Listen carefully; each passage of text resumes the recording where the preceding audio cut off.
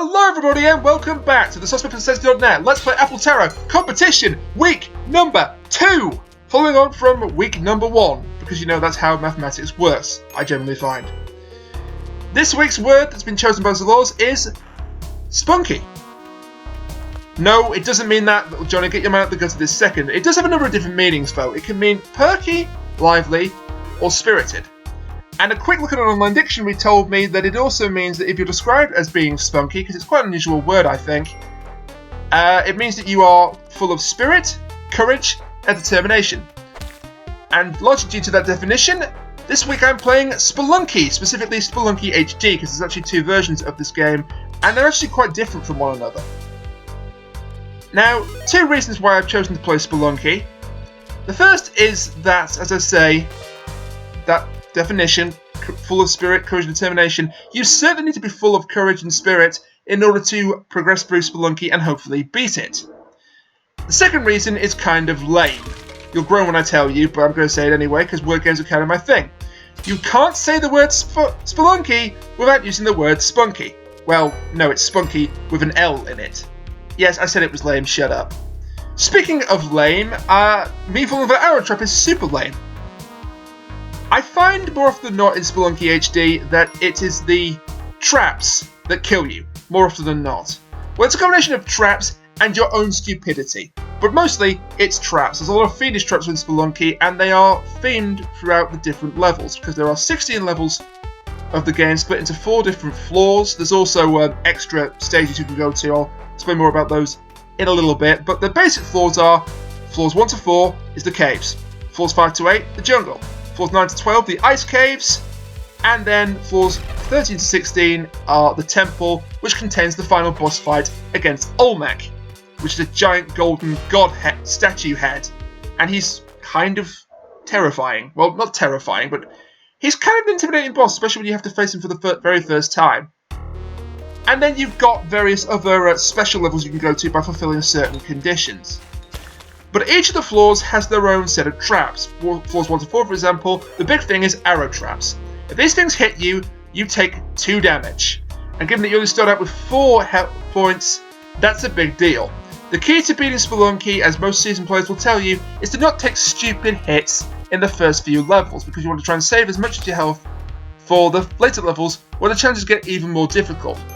I wouldn't necessarily describe this game as having a difficulty curve, because anything in Spelunky can kill you from levels 1 to 16 to the special super secret levels. So it's not so much a difficulty curve, it very much depends on your experience, and it very much depends on if the game is being kind to you. Because this is what is commonly described as a roguelike.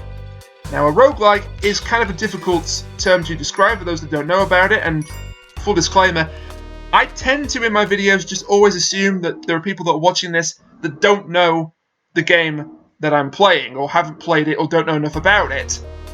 So, I'm well aware that probably doesn't apply to 90% of my audience this time around, but I'm just going to assume that people don't know about it, so please don't think that I'm taking you for a big dumb idiot. Especially judges, don't dock me points for this. Okay? Okay. Let's see if that personal appeal works, or if they decide to dock me points now for being a cheeky so-and-so. We'll find out. But yes, the term roguelike, it's a very old term actually. It dates all the way back to the 1980s, I think 1983. I'm not entirely sure on my exact dates, the exact year. But, oh good grief, that's another stupid hit I took there. Falling too high. But back to roguelike then. It dates from a game called Rogue, which was basically just made entirely out of text. The dungeons were all made out of text, the monsters were made out of text, the items, you get it was all made out of text. And that was a very groundbreaking game for its time, because all of the dungeons that you went through were procedurally generated. It was a different game each and every time you picked it up and played it. And the roguelike now has really taken off, especially in the world of the indie game, in fact mostly in the world of the indie game. I cannot think of a single, to quote Jim Sterling here, AAA game that was a roguelike, but I could just be not thinking of it. There might be AAA games with roguelike elements to them, but I think it's mainly smaller studios and indie studios. Although again, that term indie has kind of become watered down. And that's my problem with the term roguelike. It's been overused. I mean, what is a roguelike at this point? Well, as I say, most people will tell you it's a procedurally generated death simulator. But that's a bit of a mouthful, so I can understand why people use the term roguelike. I think we need a better term for it, if I'm being honest. I'm not entirely sure what you would call it, but I think we need a better term because I myself am guilty of it, just in case you think I'm being a hypocrite. I've called games that were not roguelikes in the past, and I even did it on my very own YouTube channel. I was playing a game called Anvik, and I wrongly stated in that video that it was a roguelike. I believed it to be a roguelike. I was going in blind, but that's no excuse. And I don't know why, looking back, I thought it was a roguelike because there was no randomly generated levels or anything like that. It wasn't a different experience each time. The characters were all set. They had the same abilities each time as well. The only thing that changed were some of the items and some of the enemies, but that does not make it a roguelike. A game can have roguelike elements, but it does not make it a true roguelike, and I just think that the terms become a bit too diluted and watered down and overused. There's quite a few terms like that in video games, like beta, for example. And I might be stoking the political beehive here, but censorship has also been way overused in the world of video gaming in the past couple of years, to the point where it's just lost all meaning. And I'm not alone in thinking this. Total Biscuit, the popular YouTuber and game critic. I know he's not everybody's cup of tea, but he does sometimes say things that are interesting to me. And he did a video that he says these are 5 terms I'd like to see removed from gaming, or at least used less in gaming, and roguelike was amongst them. And I have to say, on that specific issue, I kind of agree with him. But at the same time, I'm not sure what else you'd call it. Going back to the game then, I got extremely lucky there. That torch could easily have caught me in the head and done another 2 damage to me. Dark levels are the absolute bane of your existence in Spelunky. Now, I believe that if you don't finish a level in under 90 seconds, I can't remember if you automatically get a dark level or you just have increased chances of getting a dark level next. I think it must be the increased chances, because I'm thinking about it, I'm sure I've even got the 2.5 minute limit and not had a dark level the next time. But the reason it's so difficult is you're carrying around a torch, as you can see, and it just makes all the traps even harder to see. And in these next 4 floors, your traps are the tiki traps, and these have killed me more times than I care to admit to. They shoot out with spikes, and they're an insta-kill unless you have a lot of health, or you have, I don't know, maybe the Ankh, which grants you 1 extra life, and is the key to getting to some of Spelunky's big secrets. I kind of feel this has turned into an episode of Penn and Teller Fool Us at this point, but whatever. It's not just Spelunky, though, that I have a problem with dark levels.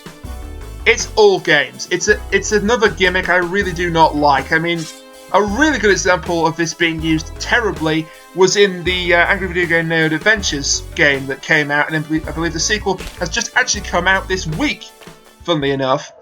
And that's got a darkness gimmick, and it's absolutely terrible. But it's not just limited to indie games. Donkey Kong Country has darkness gimmicks, and they're generally some of the worst levels, like Torchlight Trouble. I mean, okay, you have a flashlight in the form of squawks, but every time you turn around, this little bugger keeps blinding you, and it's not a good thing. I'm sure there are plenty of other games that have darkness gimmicks. Now, I'd be very happy if they just got rid of them permanently, but I don't think that's going to happen. I think they're here to stay. So, yeah, it is what it is. So, Spelunky then. As I said, there are 2 versions of this game. The original version was a much less advanced version of this one in terms of the graphics, and also the features. But it proved very popular. And a couple of years after that, I think 2011 or possibly 2012, it got ported over to the Xbox Live Arcade with a graphical overhaul and a lot of different new features. For example, they added a new super secret level that you can go to if you perform a really arbitrary series of tasks, and I will lay them out for those that do not know about the world of Spelunky. You've got to get the Ujet Eye, which you get by collecting a gold key and then putting it into a gold treasure chest in the first 4 floors. Then you have to use the Ujet Eye to find the entrance to a place called the Black Market, which is full of merchants selling items. One of them is selling the Ankh for 50,000 gold. You can also steal it from the shopkeepers, but that's not recommended because they'll be after you for the rest of the game. And if you go to the Black Market with a load of angry shopkeepers baying for your blood, you're probably going to get killed. Just saying. The top players, the speedrunners, will always angle the shopkeepers every time.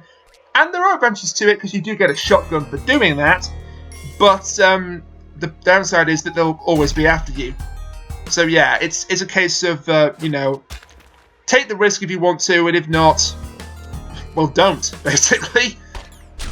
That's one of the things I think that has led to the continued success of Spelunky, because this game came out for Steam, which is how I'm playing it right now, I think 2012.